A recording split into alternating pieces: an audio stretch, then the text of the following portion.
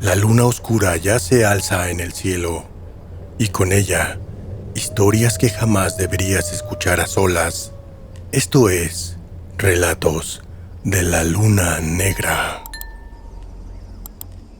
Hay una frase que los viejos dicen en la Sierra de Veracruz y que uno, como turista de ciudad, siempre ignora. La selva no te pierde. La selva te esconde. Mi nombre es José, y hasta hace 3 veranos yo creía que perderme era solo una cuestión de no saber usar el GPS.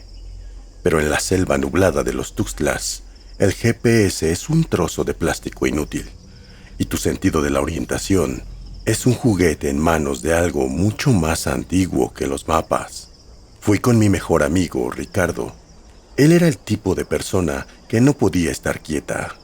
Explorador de fin de semana se hacía llamar. Estábamos buscando la cascada del Salto de la Campana, un lugar que no aparece en las guías comerciales, un sitio que, según los lugareños, está bendecido o maldito, dependiendo de a quién le preguntes. Recuerdo que antes de subir nos detuvimos en un pequeño puesto de café en la orilla de la carretera. Ahí conocimos a un anciano que tenía los ojos cubiertos por cataratas blancas, pero que parecía vernos más allá de la piel, por así decirlo. No chiflen, nos dijo de la nada, mientras nos servía el café en jarros de barro.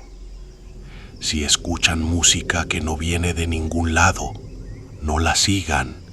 Y por lo que más quieran, si sienten que alguien los llama por su nombre, no volteen. El chaneque no busca carne, busca el tonali. Al escuchar esto, Ricardo rió de manera disimulada. Para él, el tonali era un concepto esotérico sin valor, pero para los que viven ahí, el tonali es tu sombra, tu fuerza vital, la energía que te mantiene unido a este mundo. Si un chaneque te lo roba, te conviertes en un cascarón, en una sombra que camina, pero que ya no pertenece aquí. Gracias, jefe. Llevamos brújula y machete. Estaremos bien, contestó Ricardo, dándole unas monedas. El viejo no tomó el dinero. Se limitó a mirarnos y susurró algo en una lengua que no entendí. Empezamos el ascenso y la humedad era asfixiante. Una capa de vapor que te empapaba la ropa en 5 minutos y te hacía sentir el aire pesado, como si estuvieras respirando agua. La vegetación era tan densa que el sol llegaba al suelo en forma de manchas temblorosas y verdes. Cada paso era un esfuerzo. Las raíces de los árboles milenarios parecían serpientes petrificadas esperando a que tropezaras. Caminamos por horas. Lo extraño fue que, a pesar de estar siguiendo una vereda marcada, el camino parecía estrecharse. Las plantas con espinas que antes estaban a los lados, ahora bloqueaban el paso. Ricardo iba adelante, cortando ramas con el machete, pero el sonido del metal contra la madera no era el normal. Sonaba a seco, como si estuviéramos golpeando hueso en lugar de fibra. ¿Sientes eso, José?, dijo Ricardo, deteniéndose en seco. ¿El calor? Sí, ya me estoy asando, respondí, secando el sudor de la frente. No, el silencio. Los bichos dejaron de hacer ruidos. Tenía razón. De un segundo a otro, la orquesta de la selva se había apagado. Solo quedaba el sonido de nuestra propia respiración, que de pronto me pareció demasiado fuerte, demasiado intrusiva en aquel santuario de sombras.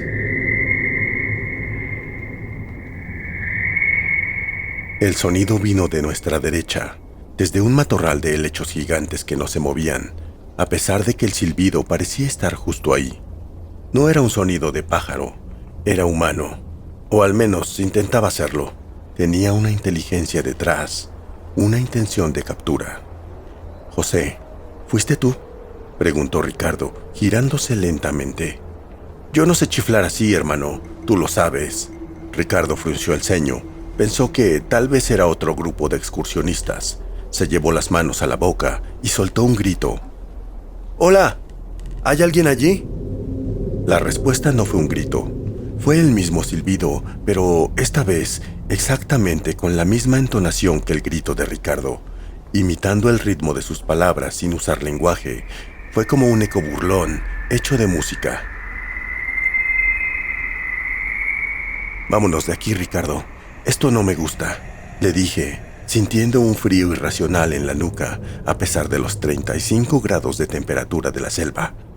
«Espera, mira eso», señaló hacia un árbol de amate, cuyas raíces se hundían en la tierra como dedos de un gigante. En una de las raíces había un rastro de ropa. Eran jirones de tela roja, la misma que el viejo del café nos había advertido que no usáramos.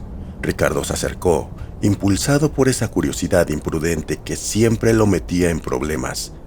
Se agachó para recoger la tela, y en ese instante, el suelo pareció vibrar. No fue un sismo, fue como si la selva entera diera un suspiro de satisfacción. Ricardo desapareció. No es que saliera corriendo, ni que algo lo jalara. Simplemente parpadeé, y él ya no estaba enfrente de mí. El espacio que ocupaba su cuerpo ahora estaba vacío, solo quedó el aire vibrando y el olor a tierra recién removida. ¡Ricardo!, grité hasta que me dolió la garganta. «José, aquí abajo. Encontré algo. Ven a ver». Seguí la voz. Corrí hacia un grupo de árboles que parecían estar solo a 10 metros, pero por más que avanzaba, los árboles seguían a la misma distancia. Fue entonces cuando me di cuenta de la trampa. No eran árboles que estaban lejos. Era el camino el que se estaba estirando. La perspectiva de la selva se había roto. Miré hacia abajo y vi una huella en el lodo. Era una huella de pie humano, pero invertida. El talón estaba donde deberían estar los dedos, y los dedos apuntaban hacia atrás. Era la marca del chaneque. El ser que camina en una dirección, mientras su cuerpo apunta hacia otra para confundir a los que intentan seguirlo. «José, ven». La voz de Ricardo ahora sonaba desde mis propios pies. Me detuve y bajé la vista. No había nadie, pero el silbido volvió a sonar, esta vez tan fuerte que me vibraron los dientes. Y entonces lo vi. Sentado en una rama baja, justo encima de donde yo estaba, había un niño, o eso pareció al principio. Tenía estatura de un niño de 6 años, pero su piel era oscura y arrugada, como la corteza de un árbol de cedro. Llevaba un sombrero de palma enorme que le cubría la mitad del rostro, pero lo que vi debajo me paralizó. No tenía ojos, sino 2 cuencas llenas de agua cristalina, donde se reflejaba mi propia cara de terror. Vestía la camisa de Ricardo, la camisa que mi amigo llevaba puesta hace apenas un minuto. El ser inclinó la cabeza y, sin mover los labios, el silbido volvió a salir de su pecho. Esta vez, el sonido no solo entró por mis oídos, sino que sentí que retumbaba dentro de mí y jalaba algo de mi pecho, como si un anzuelo invisible se hubiera clavado en mi interior. «Él ya fue», dijo el niño anciano con la voz exacta de mi amigo. «Pero tú tienes una sombra muy bonita». Al instante de escuchar su voz, simplemente corrí. No sé cuánto tiempo, ni en qué dirección. En la selva de Veracruz, cuando el pánico toma el control, dejas de ser un hombre y te conviertes en una presa. El aire se sentía como si estuviera lleno de pelusa. Cada bocanada me quemaba la garganta, pero lo que me hizo detenerme en seco no fue el cansancio, sino un detalle que mi cerebro tardó en procesar. A mi izquierda, vi un cedro enorme con una cicatriz en la corteza que parecía una boca abierta. Era el mismo árbol que había pasado hace 10 minutos y hacía 20. No, esto no es posible, balbuceé, recargándome en el tronco. Saqué mi brújula. La aguja no apuntaba al norte, daba vueltas lentas, perezosas, como si el magnetismo de la tierra se hubiera vuelto líquido. Fue entonces cuando recordé lo que decía mi abuelo. «Si el chaneque te tiene, el norte es donde él quiere que esté». Para romper el hechizo de la pérdida de camino, la tradición dice que debes ponerte la ropa al revés. Al recordar esto, rápidamente me quité la chamarra con manos temblorosas, pero al intentar desabotonarme la camisa, me di cuenta de algo aterrador. Mis dedos no sentían la tela. Miré mis manos. Estaban pálidas, casi traslúcidas bajo la luz verde de la selva. Podía ver el contorno de los huesos, pero no como en una radiografía, sino como si me estuviera convirtiendo en humo. El robo del tonali no es un evento instantáneo, es un drenaje. Mientras más te desesperas, más rápido se escapa tu energía vital hacia la tierra. Y entonces, el silencio de la selva fue interrumpido por un sonido que me devolvió un hilo de esperanza, aunque fuera una trampa. «¡José! ¡Por acá! ¡Encontré la salida!» Era la voz de Ricardo. Venía de detrás de un muro de helechos gigantes. No sonaba distorsionada como antes, sonaba clara, llena de esa energía irritante que siempre lo caracterizaba. Al momento corrí hacia la voz, olvidando todas las advertencias. Crucé el muro de vegetación y me encontré en un claro que no debía estar ahí. Era un círculo perfecto de tierra blanca, rodeado de 7 árboles de amate que entrelazaban sus ramas en lo alto, creando una cúpula natural. En el centro, Ricardo estaba sentado de espaldas. «¡Maldita sea, Ricardo! ¡Casi me muero de un infarto!», grité, dejándome caer al suelo exhausto. Ricardo no se movió. «¿Sabes qué es lo más curioso de este lugar, José?», dijo, sin girarse. Su voz era plana, sin ninguna emoción. «Que aquí el tiempo no corre hacia adelante. El tiempo se muerde la cola». «¿De qué hablas? Vámonos ya. Esa cosa tiene tu camisa. Tenemos que bajar al pueblo». «Mírate los pies, José», dijo él, ignorando mi miedo. Bajé la vista. Mis botas estaban cubiertas de un lodo rojo que parecía moverse, como si estuviera vivo. Pero lo que me hizo dar un grito ahogado fue que, a pesar de estar parado sobre tierra blanda, yo no estaba dejando huellas. Era como si mi peso hubiera desaparecido. Ricardo se giró lentamente, pero no era Ricardo. Era un hombre que tenía su cara, su cabello y su voz, pero sus ojos eran 2 agujas de luz fría, y en sus manos sostenía un pequeño bulto envuelto en hojas de plátano. «El chaneque no es un monstruo, José», dijo el impostor. «Es un cobrador de impuestos, y tú has caminado demasiado por su jardín sin pagar la entrada». El ser que habitaba la piel de mi amigo se puso de pie. Se movía con una gracia antinatural, como si sus articulaciones estuvieran hechas de caucho. Se acercó a mí y el olor me golpeó. Olía a ozono y a flores marchitas, una mezcla que te hacía querer dormir y nunca despertar. «¿Qué quieres?», logré preguntar. Mi voz sonaba como un susurro lejano en mi propia cabeza. «Tu sombra está muy pesada, José. Te cansa. Te hace recordar cosas que ya no importan. Te hace recordar tu nombre, el olor de tu casa, la cara de tu madre». El ser extendió una mano y tocó mi hombro. Donde sus dedos me rozaron, sentí una descarga eléctrica que me vació los pulmones. «Yo puedo llevar ese peso por ti». En ese momento, la selva a nuestro alrededor empezó a cambiar. Los árboles de amate comenzaron a brillar con una luz bioluminiscente, y entre las raíces empezaron a salir otros niños. Eran docenas de ellos, todos con sombreros de palma, todos con esas cuencas de los ojos llenas de agua cristalina. No hablaban, pero el aire estaba lleno de sus silbidos, creando una polifonía disonante que me hacía perder el equilibrio. Entendí que estaba en medio de un tipo de juicio.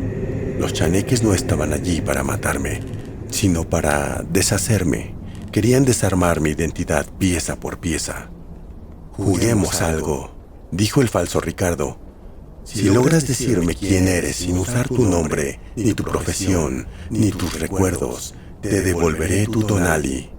Pero si fallas, yo bajaré al pueblo en tu cuerpo, viviré tu vida, besaré a tu esposa, abrazaré a tus hijos, y tú quedarás aquí, siendo el viento entre las ramas». Intenté hablar. Soy un hombre que... Empecé, pero la palabra hombre se me escapó de la mente. «Soy alguien que ama a...». La imagen de mi esposa se volvió borrosa, como una fotografía quemándose. El chaneque estaba borrando mi memoria completamente en tiempo real. Cada vez que olvidaba un detalle de mi vida, mi cuerpo se volvía más transparente. Vi cómo mis pies se desvanecían, dejando solo un rastro de vapor sobre la tierra blanca. El miedo que sentía no fue el de morir, sino el de dejar de haber existido. «No puedes ganar, José», susurró el ser acercando su rostro al mío. Su piel empezó a estirarse, revelando la corteza de árbol debajo de la máscara humana. «El tiempo aquí es circular. Ya hemos tenido esta conversación 1000 veces y 1000 veces has perdido». De pronto, un sonido rompió el trance. Era la campana de la iglesia del pueblo, allá abajo, en el valle. El sonido viajaba por la humedad de la sierra como una flecha de oro. Para los chaneques, el sonido del metal consagrado es como ácido. El círculo de seres retrocedió, tapándose los oídos inexistentes. El falso Ricardo soltó un alarido que no era humano. Era el crujido de un bosque entero rompiéndose. ¡La campana!, logré gritar, recuperando un fragmento de mi voluntad. Recordé el consejo del viejo del café. El chaneque es dueño de lo verde, pero el hombre es dueño del hierro. Busqué desesperadamente en mi mochila, que aún colgaba de mi hombro invisible. Mis dedos, casi ya etéreos, rozaron algo frío y sólido. Mis llaves. Agarré las llaves y empecé a agitarlas con todas mis fuerzas. El sonido del metal chocando era un escudo de ruido. El chaneque retrocedió. Su rostro de Ricardo se desmoronó como arena, revelando esa cara arrugada y antigua de un niño milenario. No es suficiente, chilló la criatura. Ya te bebí la mitad del alma y nunca volverás a estar completo. El suelo bajo mis pies empezó a ceder, como si se convirtiera en agua. Empecé a caer, no hacia abajo, sino hacia adentro de la tierra. Lo último que vi antes que la oscuridad me tragara fue a la criatura con ojos de agua, poniéndose mi gorra y sonriendo con mis propios dientes. No sé cuánto tiempo pasé enterrado en ese limbo de raíces y silbidos. Cuando abrí los ojos, el cielo ya no era verde, sino de un violeta sucio. Estaba tirado a la orilla de un arroyo que no recordaba haber visto antes. El frío era real, un frío que me calaba los huesos y me recordaba que, al menos, todavía tenía un cuerpo que enfriar. Intenté levantarme, pero mi equilibrio estaba roto. Sentí el lado izquierdo de mi cuerpo extrañamente ligero, como si esa parte de mí estuviera hecha de corcho. Al ponerme de pie tropecé. Fue entonces cuando miré hacia el suelo, buscando mi sombra bajo la luz de la luna que empezaba a filtrarse entre las copas de los árboles. Mi sombra estaba ahí, pero estaba incompleta. El contorno de mis piernas y mi tronco se proyectaba sobre el lodo, pero a partir de los hombros, la sombra desaparecía. No había cabeza, no había brazos. Era como si un pedazo de mi alma se hubiera quedado enganchado en las ramas de los amates. Caminé. Cada paso era una batalla contra la desorientación. La selva ya no intentaba cerrarme el paso con espinas. Ahora me dejaba ir con una indiferencia cruel. Sabía que ya me había quitado lo que quería. Llegué a la carretera cuando el alba empezaba a pintar de gris el horizonte. Allí, en el mismo puesto de café donde empezamos, estaba el anciano. Estaba sentado en la misma silla, con el mismo jarro de barro entre las manos, como si no hubiera pasado ni un segundo. Al verme llegar no se sorprendió. Dejó el jarro en la mesa y suspiró. «Regresaste», dijo, y su voz sonaba como un crujir de leña seca. «Pero no regresaste solo». «Ricardo», logré decir. Mi voz sonaba como si viniera de otra habitación. Él se quedó arriba. El chaneque lo tiene. El viejo se levantó y se acercó a mí. Me rodeó lentamente, observando el suelo, observando mi sombra incompleta. «El chaneque no se queda con nada que no pueda usar, muchacho. A tu amigo no lo tiene él. Tu amigo ya está en el pueblo. Llegó hace 3 horas. Dijo que tú te habías resbalado en la cascada y que te había perdido de vista». Sentí que el suelo se movía bajo mis pies. «Eso es imposible. Yo lo vi. Yo vi a esa cosa con su cara». Eso es lo que ellos hacen, dijo el viejo, poniéndome una mano en el hombro. Su tacto estaba extrañamente caliente. No roban vidas, roban lugares. Ahora tienes un problema más grande que tu sombra. Tienes que ir a tu casa y ver quién está sentado a tu mesa. Pero ten cuidado, José. Si ese ser te ve a los ojos y tú no te reconoces en ellos, lo que queda de tu tonali se va a secar para siempre.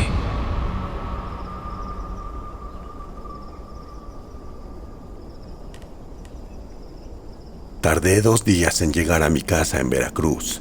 2 días en los que no dormí, temiendo que si cerraba los ojos, el resto de mi sombra terminaría de evaporarse. Cuando finalmente llegué a mi calle, vi que las luces de mi sala estaban encendidas. Desde la ventana vi a Elena, mi esposa. Estaba riendo, estaba sirviendo la cena y platicaba con alguien que estaba sentado en mi silla favorita, de espaldas a la ventana. Era yo.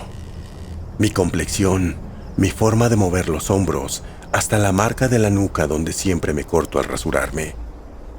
Entré a la casa sin hacer ruido. El olor a comida casera me golpeó, pero ya no me resultaba acogedor. Olía la trampa. Olía la misma dulzura podrida de la selva. Caminé hacia la sala. Elena me vio y su rostro se puso pálido. Miró al hombre sentado en la silla y luego me miró a mí. ¿José? Preguntó ella, su voz temblando. Pero tú llegaste ayer. Ricardo te trajo. Dijo que te habías golpeado la cabeza. El hombre de la silla se levantó lentamente. Se giró hacia mí. Era mi rostro, punto por punto. Pero cuando me miró, no vi mis ojos café. Vi esas cuencas llenas de agua cristalina que había visto en la sierra. Él sonrió, y fue una sonrisa que no usaba los músculos de la cara, sino que parecía tensarse desde adentro, como si la piel fuera una máscara mal ajustada. «Hola, José», dijo el impostor. Su voz era una réplica exacta de la mía, pero con un matiz musical, un silbido oculto bajo cada palabra. «Llegas tarde a la cena». «¡Lárgate de mi casa!», grité, pero mi voz sonó débil, como un susurro. «¿Tu casa?». El impostor caminó hacia mí. A medida que se acercaba, mi cuerpo se sentía más y más ligero. Mis manos empezaron a volverse traslúcidas otra vez. «Mira tu sombra, José. Mira quién es el que realmente está aquí». Miré al suelo. El impostor proyectaba una sombra perfecta, sólida, pesada. Yo, en cambio, ya no proyectaba nada. La luz de la lámpara pasaba a través de mí, como si yo fuera una cortina de humo. «Tú eres el silbido ahora», susurró la cosa, acercándose a mi oído. «Tú eres el que vivirá en los árboles de Amate. Yo voy a cuidar a Elena. Yo voy a cuidar a tus hijos. Lo haré mejor que tú, porque yo nunca me canso. Yo soy la tierra que nunca olvida». Elena retrocedió, confundida, mirando a ambos. «José, detente», le gritó al impostor, llamándolo por mi nombre. «No sé qué está pasando». En ese momento de caos, recordé las llaves en mi bolsillo. Las saqué y las agité con toda la rabia que me quedaba. El sonido del metal chocando hizo que el impostor hiciera una mueca de dolor, pero no retrocedió como en la selva. Aquí, en la ciudad, el hierro era común. Su poder estaba diluido por la modernidad. «Aquí no, José», rió el ser. «Aquí, yo soy el dueño». El final no fue una pelea épica, fue un desvanecimiento.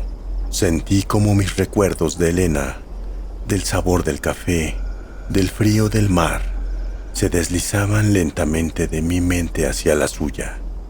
El ser impostor se alimentaba de mi presencia, mientras yo me convertía en una simple vibración en el aire, algo que flota en el ambiente sin verse, sin forma, invisible, inexistente. Hoy, en la que alguna vez fue mi casa en Veracruz, hay un hombre que se parece a mí. Trabaja, paga las cuentas, abraza a su esposa y vive con normalidad, pero no soy yo. Es algo que anhela nuestra forma de existencia y roba la vida de los hombres. algo que no sé si algún día llegarán a entender, pero que siempre ha formado parte de este mundo. Los vecinos dicen que a mitad de la noche se le escucha silbar en el jardín, un silbido raro y diferente, como de dos voces mezcladas, limpio y melódico, como si hipnotizara. Un silbido en el que los perros detectan su naturaleza sobrenatural y que los hace aullar de puro terror, como si quisieran advertir a sus amos sobre esa entidad que no pertenece al lugar. Y yo sigo aquí, pero no me pueden ver.